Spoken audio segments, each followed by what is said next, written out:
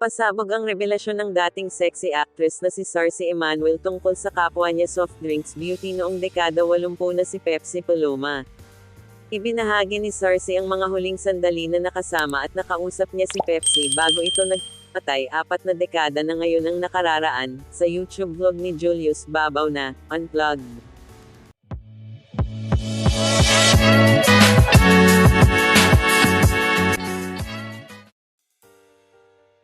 Nakasama muli ni Sarcy sa naturang panayam ang dalawa pang soft drinks beauty na sina Coca Nicolas at Myra Mirinda Manibog na binuo at pinasikat ng yumaong talent manager na si Dr. Ray de la Cruz noong dekada 80. Revelasyon ni Sarcy, nakaramdam ng matinding insecurity ang yumaong sexy star sa kanya, partikular na noong dumating ang pagkakataon na masikat na siya at mas marami ng pinagbibidahang pelikula.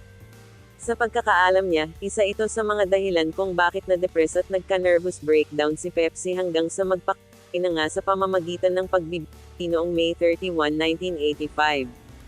Say ni Sarcy sa pag-suicide ng aktres, I know it's gonna happen. Kasi a day before magkasama kami, sinundo ko sa bayan, dahil na-confine pa yan na sabi ni Tito Ray, kunin mo muna si Pepsi, sabi niya, nalulungkot sa bahay, mayroong mga tendency ganito, ganyan. Pakainin mo. Hindi kinuha ko, pinasundo ko sa driver, papunta sa bahay. Dito ka muna, ayaw naman niya.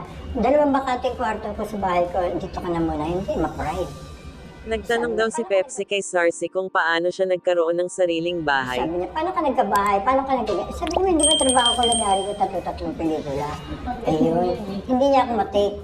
Paano mo ka nauna nagka-pelikula? Paano mo ko naunahan nagkabahay? Paano mo ko naunahan ganito, ganyan, ganyan? Parang ganun siya.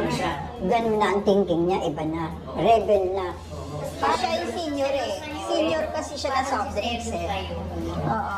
Ang lakas na ng insecurity niya kay Sarcy nun eh. Gusto kong tulungan, ayaw niya, ma-pride sa Yun na akin. yun, yung nagsasabi, paano ka nagkaganito? Paano? Oo, doon na pumasok yung mga insecurities niya. Hindi niya na matanggap na pumunta siya sa bahay, maayos bahay ko, may mga kwarto, may sarili akong bahay, may ganito, may makatulong, may kotse ko. Hindi niya natanggap yun. Sabi ko, hindi ka nagtatrabaho ko, may mga solo ko, gumagawa ko ng sunod-sunod na pelikula. Binabayaran na ako ng malaki. Eh, sahod namin, smorgasbord, maliit. Kaya ayaw niya sa akin. Ay, wala na siya sa sarili niya noon na, disoriented na. Kwento pa ng dating sexy star, ang huling pelikulang pinagsamahan nila ni Pepsi ay Room 69, na idinirect ni Artemio Marquez. Lahad pa ni Sarcy sa nangyari kay Pepsi. I feel so guilty. Why? I don't mean to be showy. I don't mean to hurt her. I don't mean to envy her. I don't mean anything upon bringing her in my house. I just want to welcome her. Dapat i-accommodate ko siya, i-confide ko siya, i-comfort ko siya dahil nga 'di ba meron siya mga ugaling ganon at galing sa sakit pa yan. May sakit yan siya nung panahon yun. So wala naman akong intention na kahit na ano. Pero nga iba na siya, may depression na siya that time. So she took it very negative. Sinabihan din daw niya si Pepsi na magdasal at humingi ng guidance sa Diyos, lalo na nung sabihin nito sa kanya na meron nga siyang sakit na nervous breakdown.